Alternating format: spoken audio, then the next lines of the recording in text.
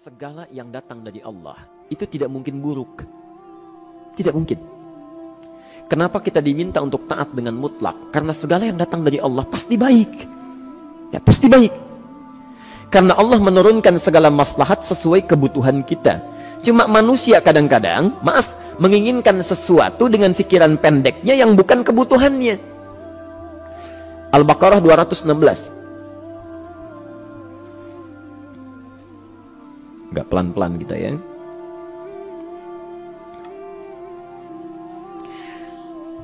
Bapak Ibu kalau diminta milih, pilih motor, pilih mobil. Pilih motor, pilih mobil. Kalau sebagai manusia biasa pilih motor, keterlaluan itu. Umumnya akan memilih mobil. Akan memilih mobil umumnya. Tapi kadang-kadang kita menginginkan sesuatu yang tinggi, menurut Allah itu bukan kebutuhan kamu. Kebutuhan kamu itu motor. Ya. Keperluan kamu motor. Kalau kamu punya mobil, sulit nantinya. Gangnya sempit, mesti bikin garasi, anggaran bertambah, dipikirin juga. Capek. Sudah, motor saja, terbebas dari banyak kemacetan. Mampu diurai, tidak banyak difikirkan. Pelan-pelan. Turun ayat, Kutiba alaikumul qitalu wa huwa kurhul lakum. Ya. Diwajibkan atas kalian berperang. Dulu orang diminta jihad gelisah, ya. Gelisah. Nah, kalau ada perintah Allah yang melahirkan kegelisahan, ini maknanya. Ya. Tidak harus dalam konteks jihad yang fisik, ya. Jihad, melawan hawa nafsu kita. Jihad melawan pikiran kita. Jihad melawan prasangka buruk kita. Kadang-kadang ada keinginan kita yang kita inginkan menurut Allah itu belum baik untuk kita. Nah, sifat manusia ketika diberikan oleh Allah keputusan yang terbaik, kadang-kadang ada sifat dalam hatinya gejolak, belum bisa menerima. Ya. Ada gejolak di hatinya. Dalam keadaan demikian kata Quran, Kutiba alaikumul qital. Kalau Anda merasakan sesuatu sedang ada gejolak di jiwa, sulit menerima ketetapan Allah, maka perangi perasaan-perasaan buruk itu. Wa huwa kurhul lakum, walaupun itu sulit. Walaupun itu sulit. Jangan berprasangka buruk dulu pada Allah. Ayat yang indahnya, perhatikan kalimatnya. Asa an takrahu syai'an fahuwa khairul lakum. Boleh jadi Anda tidak menyukai sesuatu, di balik itu ada kebaikan-kebaikan besar yang Allah sedang rencanakan. Karena pikiran kita pendek, maunya sekarang saja. Tapi subhanallah, Allah sangat panjang, tidak ada batasnya. Allah memberikan maslahat sampai kamu meninggal, ini maslahatnya. Kamu berpikir sekarang saja. Wa asa an tuhibbu syai'an wa huwa syarrul lakum. Sedangkan boleh jadi di balik yang kita sukai, ada keburukan yang sedang menunggu kita di depan ini. Kamu tidak tahu. Ya. Apa logikanya? Wallahu ya'lamu. Allah tahu masa depan yang akan terjadi menimpa kita. Wa antum la ta'lamun. Sedangkan kalian tidak bisa membaca masa depan. Ya. Saya punya adik perempuan datang lalu meminta doa. Kak, saya ingin tes katanya. Ya, di salah satu bank. Kemudian sudah pada tahap akhir yang menurut hitung-hitungan manusia dan perkiraannya insya Allah lulus. Karena tidak ada alasan apa-apa lagi untuk tidak meluluskan. Baik, bismillah kita berdoa. Tapi doa kita seperti dibimbing oleh Quran, tidak minta dunia saja. Ya. Jadi dunia baik, Al-Baqarah 201. Rabbana atina fid dunya wa fil akhirah. Ya. Dunia minta baik, akhirat minta baik. Tapi aturan dunia dan akhirat ini jangan disebandingkan, rugi. Dunia itu kecil, akhirat lebih besar. Dunia itu kecil. Makanya diatur di Al-Qasas ya, ayat 77 sampai 78 itu aturannya wabtaghi fima atakallahu daral akhirah wa la tansa nasibaka minad dunya. Minta seluas-luasnya akhirat, tapi dunia jangan berlebihan. Ya. Sekedar mencukupi kebutuhan kita saja. Ya. Pakaian, Bapak Ibu sekalian, ya, kita beli pakaian sesuai kebutuhan saja, jangan berlebihan. Ya. Cukup ketika kita akan sholat, layak, indah dalam pandangan Allah. Ketika kita akan bermuamalah, bagus, tidak mengecewakan orang lain, sudah. Maka waktu selebihnya, ketika kita mencari sesuai kebutuhan, waktu selebihnya bisa digunakan untuk memperbanyak ibadah.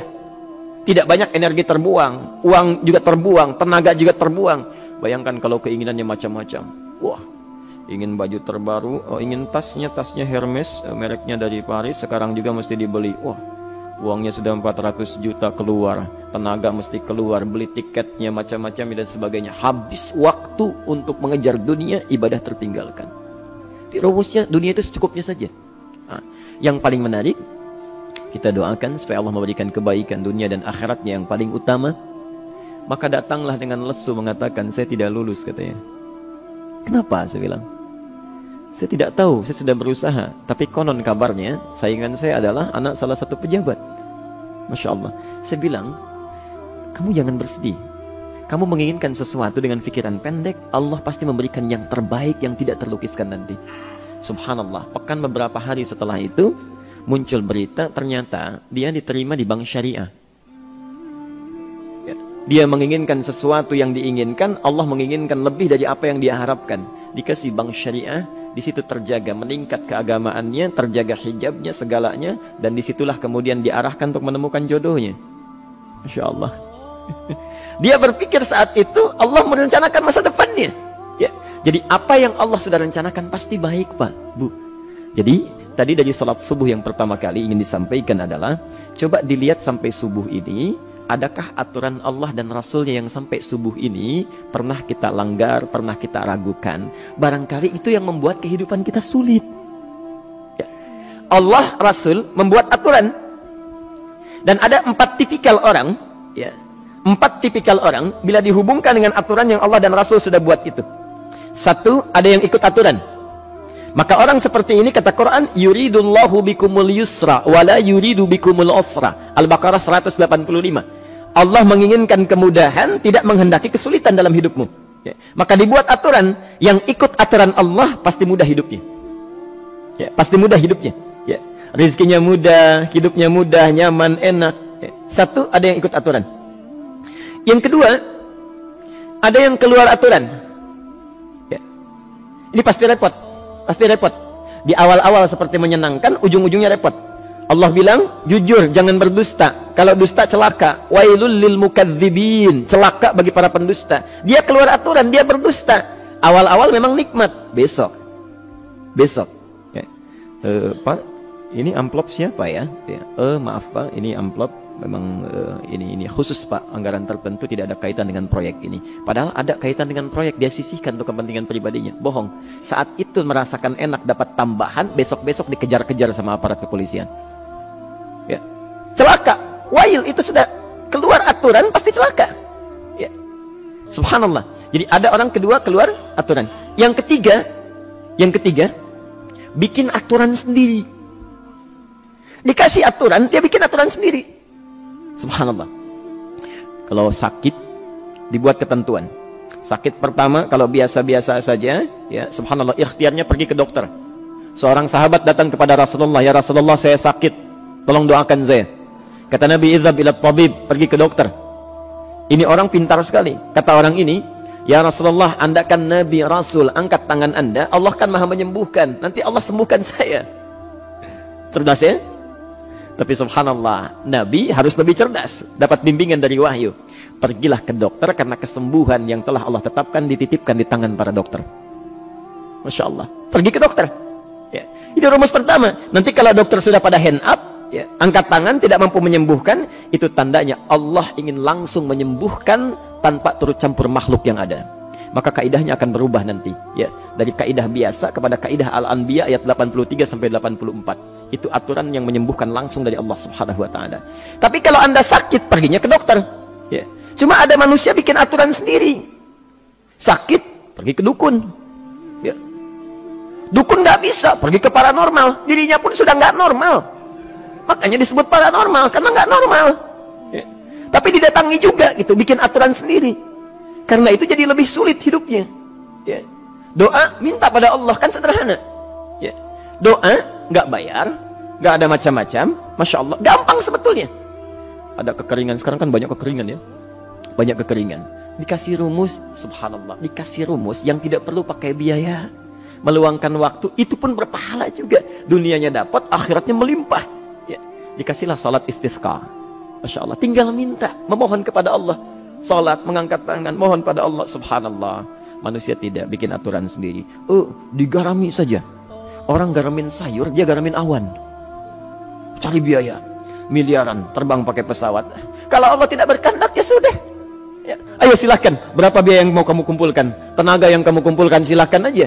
Ya. Yang ini hujan, bikin kering lagi di sana. Sana hujan, bikin kering lagi di sana. Mau sampai kapan? Ya. Dikasih yang gratis tinggal muncul. Cuma manusia bikin aturan sendiri. Ya susah hidupnya. Itu yang ketiga. Yang keempat, ada orang nggak mau diatur. Allah bikin aturan, dia nggak mau diatur. Ya, Masya Allah. Ini yang luar biasa. Inilah yang fasik. Fasik itu keluar dari aturan, menyimpang. Tidak mau diatur dia. Ya, tidak mau diatur. Karena itu Bapak Ibu sekalian, dari ayat yang pertama ini, ya, mari kita evaluasi sampai dengan hari ini subuh. Dari ayatnya memang sederhana, singkat, padat, cuma satu ayat. Tapi meminta kita untuk melihat, sudahkah sampai hari ini taat pada Allah dan Rasulnya? Yang kedua, ketaatan kita apakah selalu ragu atau sudah melahirkan keyakinan yang paripurna? Ya. Yang ketiga, pelajari aturan-aturan Allah terkait kehidupan kita. Aturan sholat, aturan muamalah, ya, aturan beraktivitas, aturan berumah tangga. Pelajari itu supaya mendapatkan kemudahan. Biasanya kesulitan didapatkan karena kita belum mengenal aturan Allah dan Rasulnya.